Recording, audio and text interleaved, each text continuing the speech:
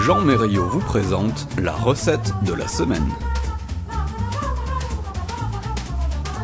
Alors là, je vais vous présenter une recette de clafoutis aux cerises. C'est en pleine saison des cerises. Vous avez des bigarreaux qui sont splendides. Vu le temps que nous avons actuellement, il faut profiter de ces fruits qui ont pris du soleil, qui sont gorgés de soleil. Les cerises sont magnifiques. Il y en a à profusion. Les prix sont en train de baisser. On est entre 8 et 6 euros le kilo, pas plus.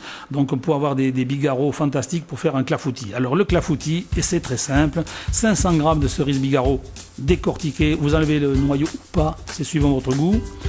2 cuillères à soupe de kirsch, 25 g de sucre en poudre.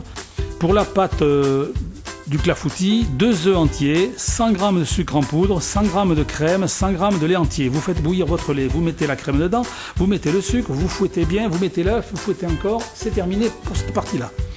250 g de pâte sablée et étalée au fond d'un moule, sans les rebords, juste le fond. Vous l'achetez toute prête, vous la faites, vous retrouverez la recette dans Radio CHU.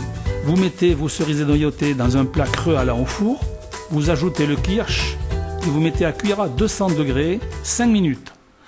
Le but de cette manœuvre, c'est pour faire enlever une partie de l'humidité et de la vapeur du fruit, pour pas qu'on ait un mauvais résultat à la fin. Vous sortez du four, vous égouttez et vous gardez surtout le jus. Vous allez comprendre à la fin de la recette pourquoi. Vous foncez un moule à tarte, foncez, c'est-à-dire étaler la pâte juste sur le fond. Vous passez au froid. Alors quand on sert de pâte sablée, le mieux c'est de la passer 2-3 heures au froid, même au congélateur, pour la durcir. Et vous la sortez congelée de votre congélateur, vous la mettez directement au four. C'est-à-dire que la pâte va être saisie par la chaleur et ne bougera pas. Parce qu'une pâte a tendance à réduire, puisqu'il y a des œufs, il y a du matière liquide dedans, et du beurre a tendance à fondre. Si vous faites comme ça, elle ne bougera pas, elle restera exactement la même dimension. Une fois que vous avez fait ça, pour réussir un clafoutis, les gens vous disent « oui, mais ça rend du jus, c'est compliqué ». Il y a une petite technique cuisinier qui est de mélanger les cerises avec un peu de maïzena. Dans un saladier, vous mettez vos cerises qui sortent du four, égouttées, vous mettez un peu de maïzena. La maïzena, pour avoir quel but? Elle va absorber le jus et va éviter de ramollir votre clafoutis. Vous mettez ça sur votre pâte que vous avez fait cuire auparavant, au fond du moule. Vous mettez vos cerises. Vous garnissez de la pâte, c'est-à-dire les œufs, le sucre, la crème et le lait entier. Vous mettez au four. Vous faites cuire 35 à 40 minutes à une température de 180 degrés. Et vous testez le couteau, mais ça, tout le monde sait le faire. Les ménagères qui sont un peu pointues savent comment on regarde la cuisson d'un gâteau. C'est assez simple. Quand ce gâteau est cuit, on va essayer de l'améliorer, lui donner un aspect un peu plus professionnel. Donc on va mettre dessus du sucre saupoudré de sucre glace et on va le passer au grill, c'est-à-dire au plus près de la résistance en haut de votre four, position grill pendant 3 minutes. Vous le mettez au plus haut possible et vous contrôlez bien la cuisson parce que ça va très vite. On va faire caraméliser ce sucre en surface. Une fois qu'il est caramélisé, le plat est sorti, il est terminé. Alors un clafoutis, pour que ça soit délicieux, ça se mange tiède. Pas bouillant, froid ça se mange, mais tiède c'est l'idéal.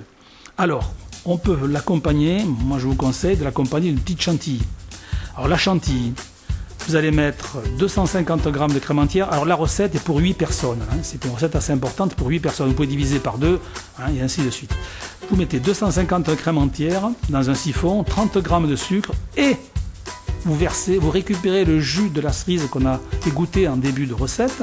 Vous mettez ce jus dans votre crème, vous fouettez à la main ou vous faites au siphon comme vous voudrez.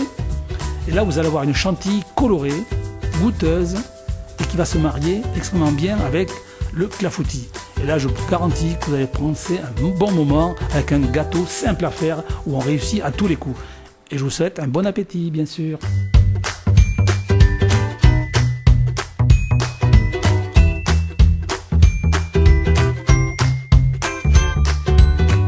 Radio CHU, c'est ta radio.